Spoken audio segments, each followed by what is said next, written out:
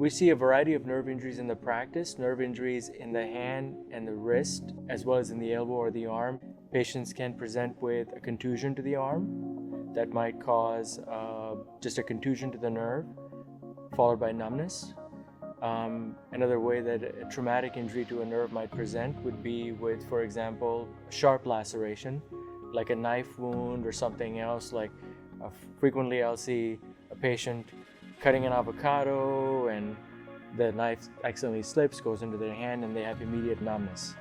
So it's important to differentiate between these two injuries because both injuries are treated a little bit differently.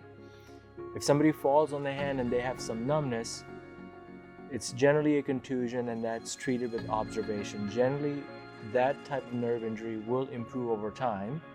It is important to consult a physician because you want to make sure that that is a contusion and that there's not any associated injuries with it, like a fracture or something like that. So in my mind, if you have numbness that's continued after maybe a few days or a few weeks, or especially if it's really bad, then you really want to go and see a physician or even a specialist. The other type of nerve injury that we just touched on is a laceration, like a cut to the nerve, for example, a knife wound or a sharp wound, a piece of glass goes into your hand, or you get cut with something sharp.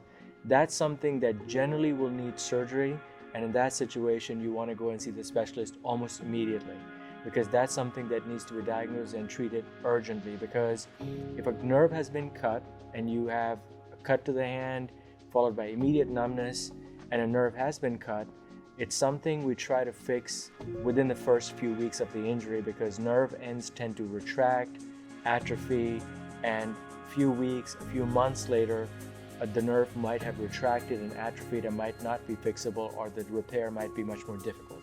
Once the type of nerve injury has been identified and treated, treatment may involve observation, it may involve rest, it may involve physical therapy, involve surgery. If it involves surgery, then you may even need to wear a splint post-surgery, and the recovery time can be variable depending on the type of injury.